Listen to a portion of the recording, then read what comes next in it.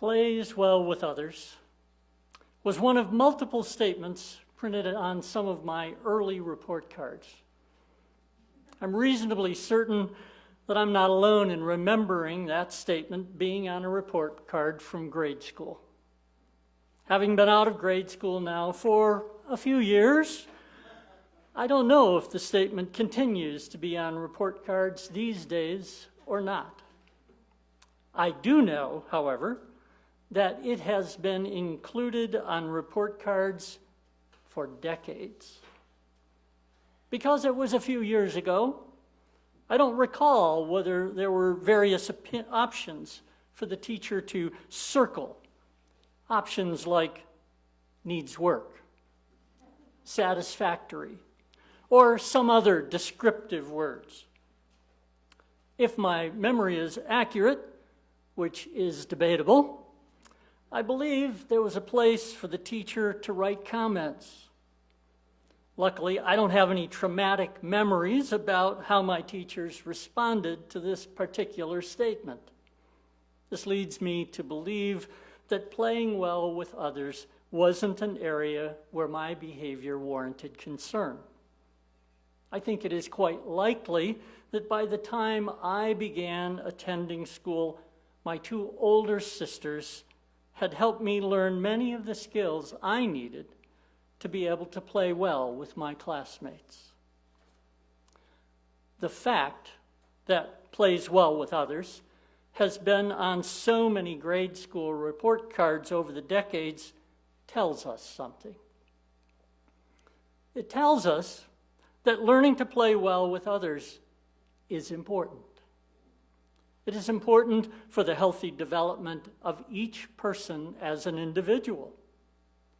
And it is equally, if not more important, for the well-being of all sizes and types of human groups. As we learn the skills necessary to play well with others, we learn what is required to be in relationships that are beneficial and rewarding for all involved.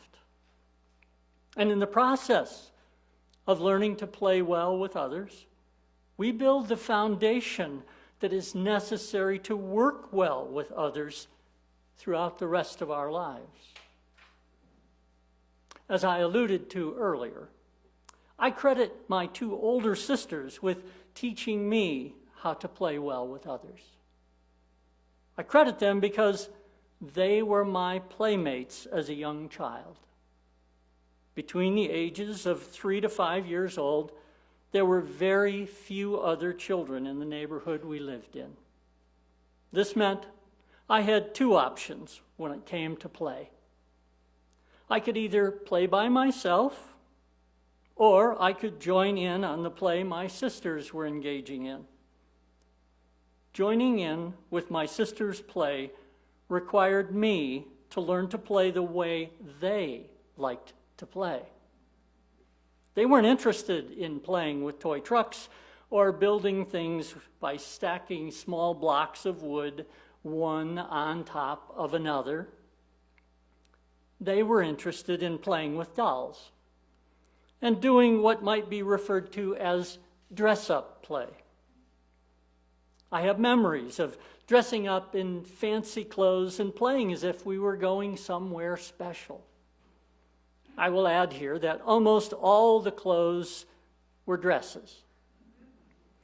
There are family photos of at least one such dress-up play session. In those photos, you wouldn't be able to tell that there was one male child in the group of 3 children who were playing dress-up. As I think is evident from the play situation I just described, I learned quite early in life to attend to the wants and needs of others. In order to play well with others, it is essential to attend to the wants and needs of one's playmates. Play, such as dress up or playing with dolls, helped me develop a wide range of play options early on. I would invite each of you to reflect on situations involving play during your childhood where you might have developed your ability to attend to and honor the wants and needs of others. While attending to the wants and needs of others is important, it is by no means the only important lesson playing with others can offer us. I will share a few I can think of, and as I do so, I invite you to think of others. Together, I am sure we can come up with a list of important lessons we learned in the process of playing with others. I recall quite early times when the ways others wanted to play just didn't work for me. In these situations, I needed to let others know that there were things I didn't enjoy, appreciate, or agree with. Sometimes I even needed to let someone know I wouldn't engage in certain aspects of play the way they wanted me to. Two examples stand out for me. The first example involved playing dress-up with my sisters. I recall the time when one of my sisters encouraged me to put on a pair of high-heeled shoes. I hadn't yet celebrated my 5th birthday, so about this tall. All of the clothes and shoes we played with were old and mostly were an adult size, as were the shoes. The high-heeled shoes were several times larger than my foot. So when I put the shoes on and attempted to stand up in them, my entire body weight jammed my very small feet into the pointy end of the shoes. That was definitely unpleasant. What made things worse was that my sister expected me to walk across the floor in the shoes. With my very first step, boom, I fell over. My sisters thought it was great fun watching me attempt to learn a skill they thought was quite important. As you might imagine, I had a completely different perspective on the situation. That was the end of playing dress-up with high-heel shoes for this boy. No more. That play situation helped me learn to set personal boundaries. The second example involved numerous play situations when I was between the ages of 9 and 12 years of age. By that point, my family had moved to a new neighborhood. In the new neighborhood, there were quite a few children living within a couple blocks of our home. One of the boys, who lived on the block, was a year older than me, and he had a tendency, in my opinion, to be a bit bossy. When a group of us would be playing together, whether it was baseball or football or almost any other game, he would always be telling other people how the game was supposed to be played. It took me a while, but I eventually figured out the motivation underpinning his behavior. You see, he was continually attempting to change the rules of the game. The purpose of changing the rules was to ensure that he would win the game, which meant that others would lose the game. This was a significant awareness for me. I don't recall for sure when I came to the awareness, but it was around the time, or more accurately, the incident, when he decided to take his bat and ball and go home. He quit playing and went home because he wasn't winning the game that day. His taking the bat and ball we were all using meant the rest of us couldn't continue to play the game. The rest of us needed to find a different game to play, which we very quickly did. This neighborhood boy taught me a very important lesson. Until that time, I had assumed that the reason we were playing together was for everyone to have fun. He helped me realize that for some people, the purpose of play, or almost anything else for that matter, is first and foremost for them to win. As I mentioned a moment ago, his winning required that others would lose. I'm certain we have all seen examples of this in our own lives. Exactly 5 months ago today, on January 6th, the entire nation experienced what can happen when such an "I win no matter what" perspective goes unchecked. I wish I could say that our nation has moved beyond that incident and that type of thinking. I wish I could say that, but I can't.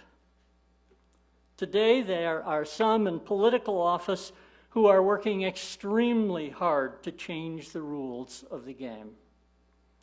Their intent in changing the rules is to ensure that they or those who have similar views win elections.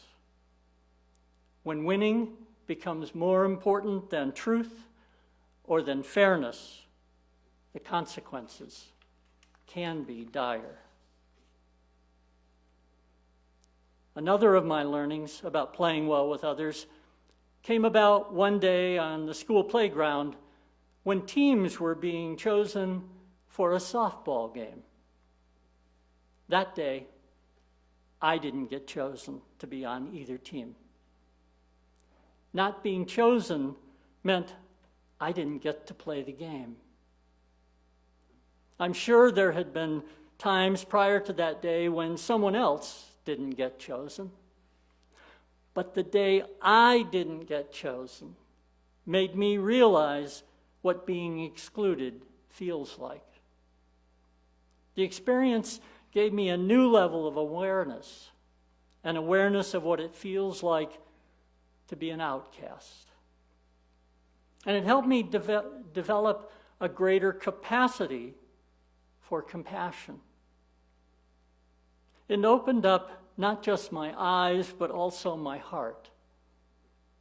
It helped me learn that it is very important to find ways to allow everyone who wants to play to be able to participate in the game. The situation I mentioned a moment ago, where some politicians are seeking to change the rules related to the how, when, and where of voting, is an example of excluding people who want to and have a right to participate. There's another example of excluding people from the game that I want to mention this morning. In this state and numerous other states across this nation, laws are being established that will limit transgender athletes' ability to participate on teams or in sports. The limitation will be based on the gender they were designated at birth. They will not be allowed to participate based on the gender they perceive themselves to be. I believe this is very disrespectful of people who are transgender. And it is a situation that perpetuates exclusion based on prejudice.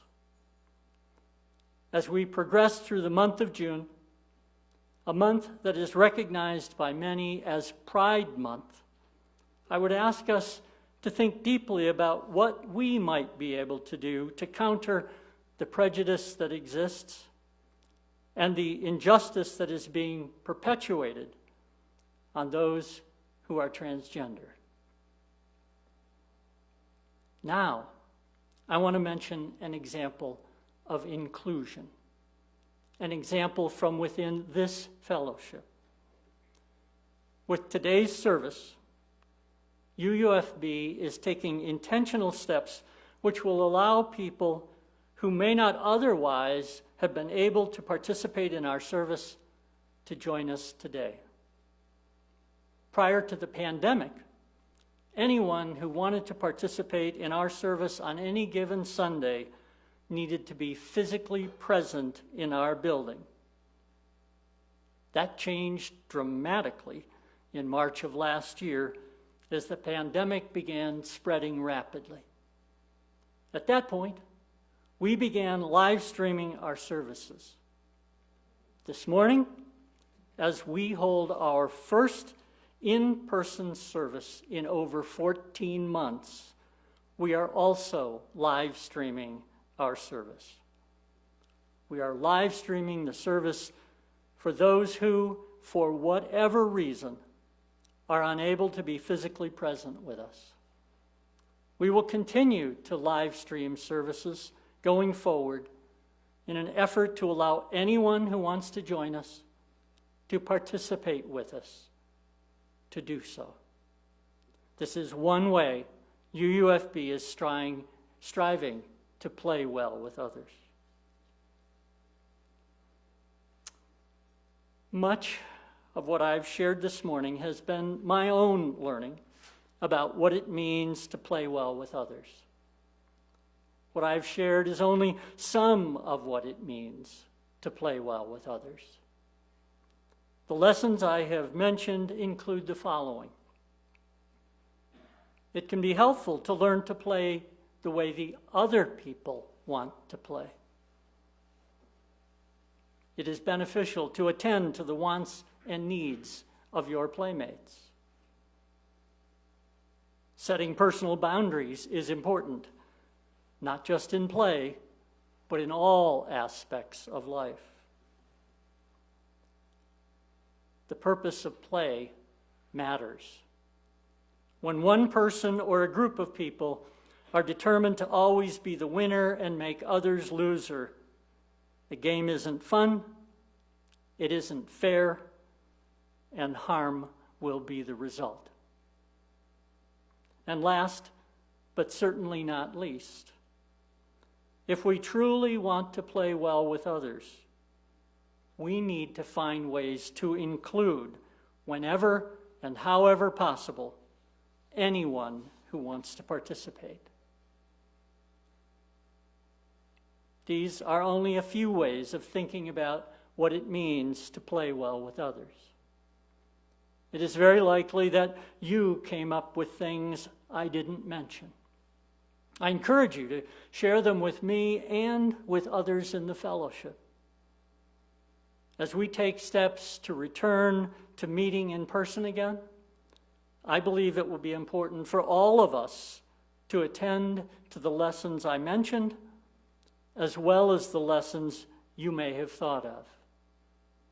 It is my hope that in the days, weeks, and months ahead, we will all seek to do our best to play well with others.